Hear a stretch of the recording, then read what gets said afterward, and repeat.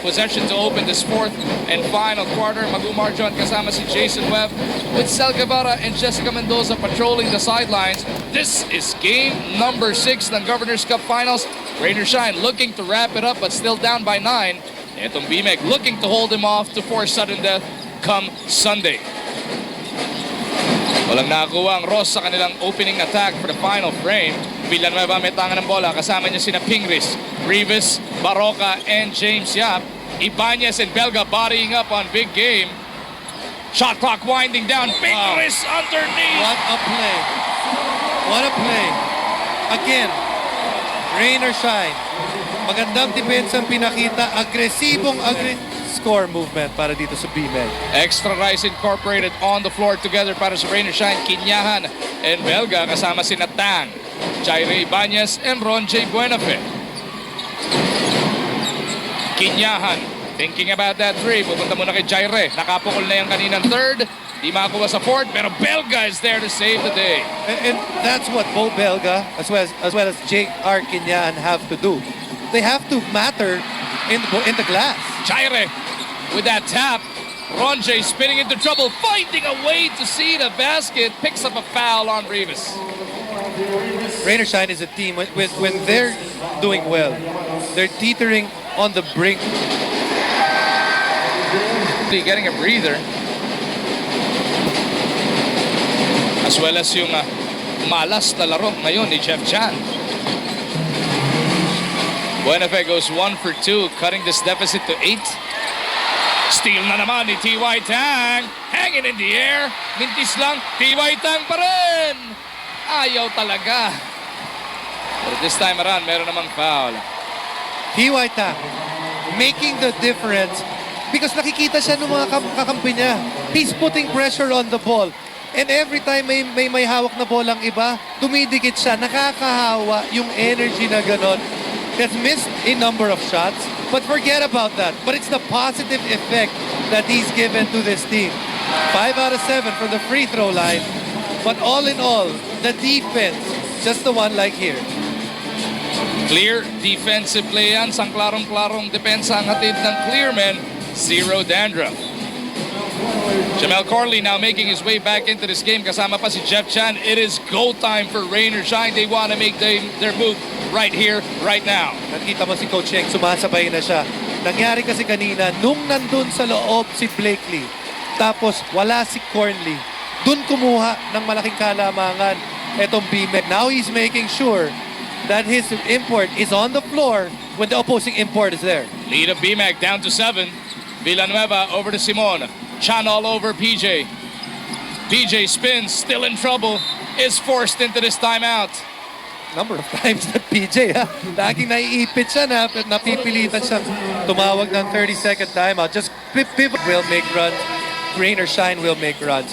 But because maganda yung simula ng B-MEG, they are the team that can afford these runs by Rain or Shine. Importante lang, masagot nila to by enough to keep the lead that they were able to get from the start of this game. Imagine, simula ng laro na to, B-MEG may hawak ng kalamangan from the get-go. So we take a look at the thousands in attendance inside the Big Dome. B-MEG Planet in full force, hoping that they still have one more opportunity here in the 37th season to try and come back and cheer for their favorite team come Sunday. Rivas maglalabas. Blakely meets it. 5 to shoot for the B-MEG Llamados. Blakely now realizes it. He realized it a bit too late. A bit late, rather, but not too late. At ang daming mga bailout shots na nagagawa itong B-MEG so far. Just here in the second half, pangatlong shot clock busting shots na ang kanilang naipasok dito. First it was Jonas, next it was Pig. This time around it's Marcus Blakely just in time to make this their lead back to 10. 70-60 ang nasa ating talaan. Mahigit 10 minuto pa natitira sa ating PBA Friday. T.Y. Tang, catch and shoot. Nope. Rebound, napitawan ni Simon. Belga slaps it against the torso of PJ Simon.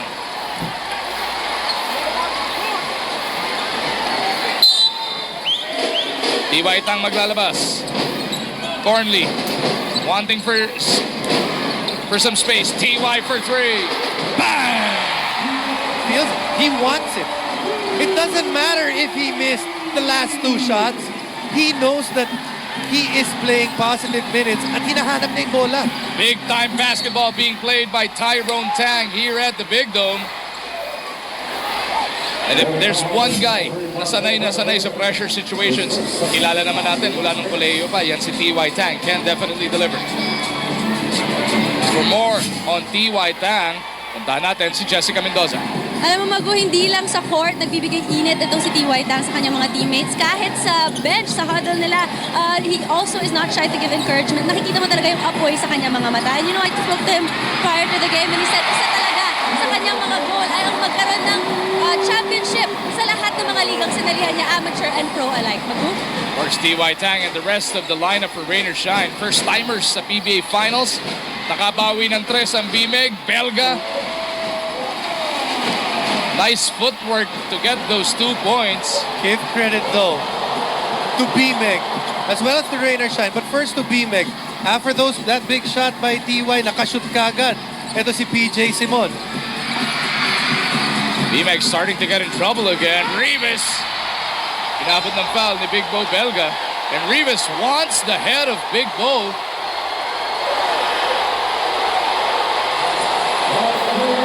Belga just turned his back.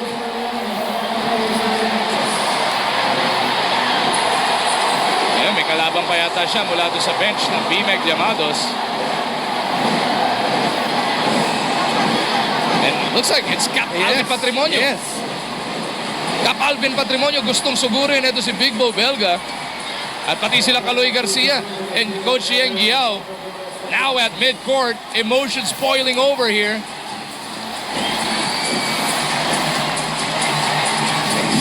Let's see what happens.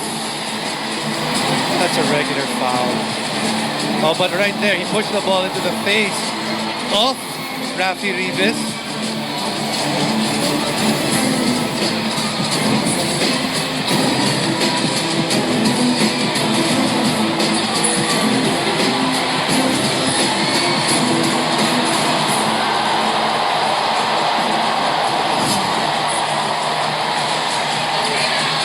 Everybody right now on the floor up on their feet as the referees try and make a decision over that last sequence of events.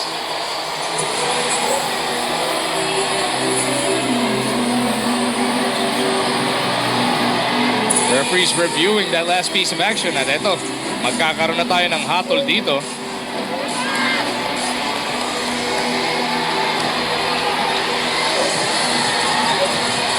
Para malaman natin ano ang itatawag.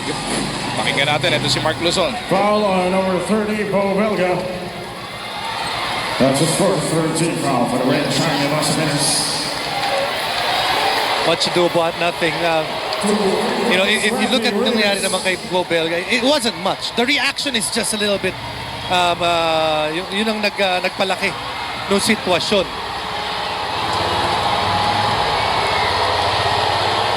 Rivas at the line for 2. 8 ang abante ng B-MEG. Nakuha yung first free throw. And for more on the Llamados, balikan natin si Sel Guevara. Well, obviously, nanggigigil lahat ng players sa B-MEG. Pero ang napipikon talaga nakita nyo naman si Cap Alvin Patrimonio, diba? But when Rafi Rivas was getting ready for the free throw, pinalakpakan niya talaga. Ang ganda. 75-65 is the score. B-MEG back up by 10 points. Chan, nabitawan pa yung pasa.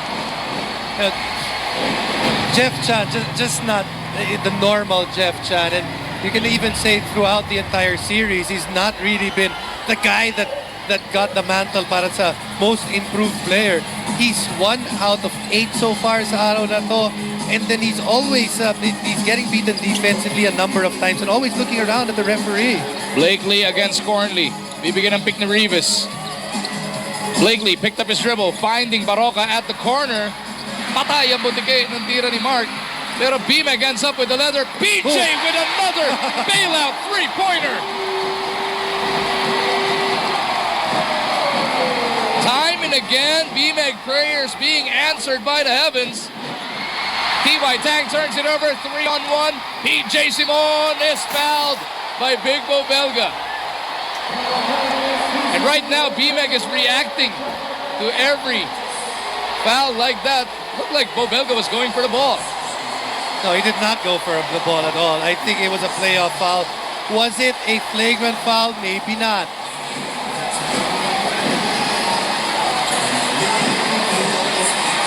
I think right now people are just overreacting about everything. You look at this play here, everything going the way of B-MEG. Yung mga tira na kailangan na pantiin pumapasok sa kanila, that's a playoff foul. That is a playoff foul. That is a hard foul, but a playoff foul at that.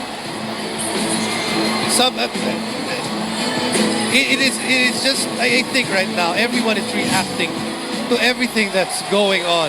But if you take away the emotion, tapos titingnan mo yung foul na yun, that is not a flagrant foul. He just wanted to make sure na walang three-point play opportunity. And and referees have taken a look at it. The other thing that they have to control also is to tell the players to stop overreacting because they're changing the calls because of their overreaction. And ayun, regular foul. That's a regular foul. Yes. The foul number 5 on Big Bo. Less than 8 minutes remaining here. Intelligent Echo Sensors. Hirap na hirap ang ating producer na si Koyo Pang hanapin yun. Dahil ang init ng laro eh. Yung cool down yung pinakamahirap eh, no? But that's the thing. Kung gusto mo maging successful sa laro na to, with so much emotion being played out, that's what you have to do. Kailangan mo mag-cool down. Yan. Hindi na lang. Meron tayong Echo Navi by Panasonic. 79-65. 14 na naman ang abante ng B-MEG Llamados. As Rain or Shine swings that leather around. Cornley sa poste kontra kay Rivas. Jamil has 5 to work with. Spinning to the baseline. No. Blakely rebound. And he's trying to cool down his teammates on this attack. Villanueva. Three-pointer. Good. Biggest lead of the game. 17 puntos na yan para sa Llamados. Pinakamalaking dahilan kung bakit lamang ang B-MEG in terms of scoring, that three-point shot. In a series in which they struggled, makakuha ng puntos mula sa three-point area. In today's game, the three-point shots, when they needed it, doon nila nakuha. 82-65. Chan picks up that leather. He missed the three-pointer earlier on. Jeb Chan leaves it to the wrong man. It's a 3-on-2. Baroka stop and pop. Gets the 2 points. Again, Jeb Chan. Turnover. A guy that was sorely needed ng Rain or Shine. Lalo-lalo na nung nawala si Paul Lee. Has not really played to his potential so far. Cornley in the lane. Couldn't get the basket. And with 6:37 remaining in this contest. And all this nangyayari habang nakakakuha ng pahinga si James Yap. Precious rest that he can use for the next game. Oh, airball pa. Yung unang free throw ni Jamil Cornley. The B-MEG Planet in attendance getting under.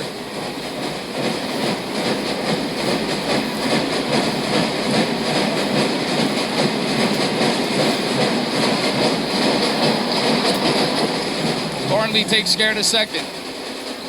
18 points, 6:35 to try and make it up. Kaya pa ba ng Rain or Shine? They gotta come up with some stops. Villanueva jumps it out. Nadulas pa ito si Blakely but recovers just in time. Baroka against Tang. Spinning into the lane. He is held down by TY. TY wanting to make sure he couldn't get off a shot. Good spin on the part of Baroka to get away from TY. Baroka with a chance to push their lead to 20. May kasamang cycle. But you know, it's just a shot away. But the thing is, the bigger psychological thing I think for Rain or Shine is their ability to score in today's game. I mean, to score in a good way, may rhythm. Other than TY, there's not really been a lot of guys that have been attacking yung depensa ng B-MEG. Nasilip natin kanina yung kostumbre Itong mga tao sa bench na rain or shine, nakasalampak na lang sila doon. Looks like they got the life sucked out of them at this point, Jason. And you have to say major reason for that ay yung depensa rin ng B-MEG. Unforced error on the part. More bad news para sa rain or shine. Bigla pa nagbalik si Big Game. Tawag dito pagdiin. 20 ang kalamangan po rin James Yap. Maybe play 2 minutes and just make sure that in those 2 minutes, lumaki pa yung kalamangan or at the very least, hindi mabawasan yung kalamangan. Baroka to the corner. Blakely back to Baroka. Ping with the pick. Pull-up jumper. Mark Andy, no good. Jebchan could not handle the rebound.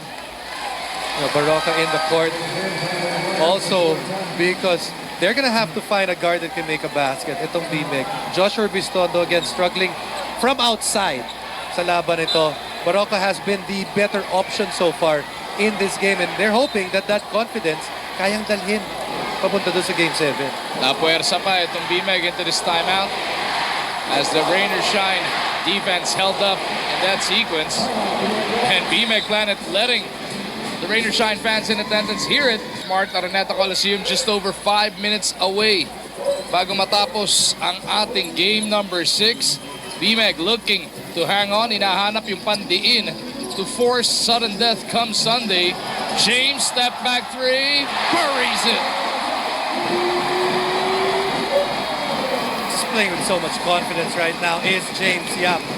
And the thing is, it seems like he actually likes that matchup that they put on him. James Yap now with 20. Or make that 17 points. 23 rather yung lamang. Netong B-MEG. Jeff Chan chops 2 off. 5 points in the game para kay Jeff Chan. Ito yung naging problema nila.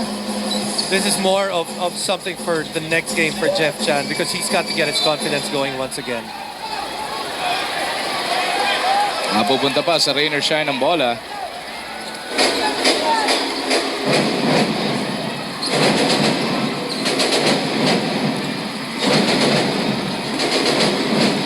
Norwood against Baroka. They get it to Jaire. Blakely, naunahan na naman si Cornley dun sa bola. He will just walk this one up. B-MEG with the benefit of wasting away the time here. As they find themselves up by still 21. James na naman. Bang! 20 puntos para kay Big Game. 25 nung Game 4, 30 nung Game 5, 20 na ngayon and still going. I would be surprised if Jaire would still get that matchup at least for a long stretch in the next game because James Yap is, like you said, 25, 30, 20 now. 20 once again in a shorter period of playing time para dito kay James Yap or at least hindi karamihan ang tira. Everything clicking para dito sa B-MEG Llamados. And the B-MEG fans from San Simon, Pampanga looking to start their Friday party up. By all indications, we will have sudden death this coming Sunday. Start off with what B-MEG continues to do well. Magandang nilalaro nila dahil nabubuhayan sila dahil maganda ang depensa nila. Because they play such good defense and they played really good defense in this last couple of games. All they need, yung mga big shots na yun, 94. But they're just going to give up short of 80 once again to the opponent. So that's the start. For rain or shine, sometimes it's better to lose big. Bakit? Because you know that you have to make major adjustments. And that B-MEG bench wanting for a dead ball situation as 3 Llamados are already waiting. James Yap now suing for time para nga naman makapasok. Itong kanilang mga rest-back, Villanueva, Urbistondo, and Gacko will be seeing action pagkatapos na itong timeout na to. Tatapik na, palabas yung bola. Urbistondo for 3. And Joshua Urbistondo looking to get himself going also for Sunday. And he needs that. He needs that, and Coach Tim, that's why he's on the floor right now as well. Pagbigay kumpiyansa rin. But remember, it's much easier to shoot that 3-pointer when you have a 20-point lead rather than it being a 2-point lead by your team or the opponent. That'll only be the second three-pointer para kay Usondo dito sa finals. Si Gabe Norwood may bonus free throw pa na parating dito after getting the basket plus picking up a foul. A minute and 48 away from B-MEG instilling their drive, keeping the rain or shine dream at bay again, on hold once again for at least another game.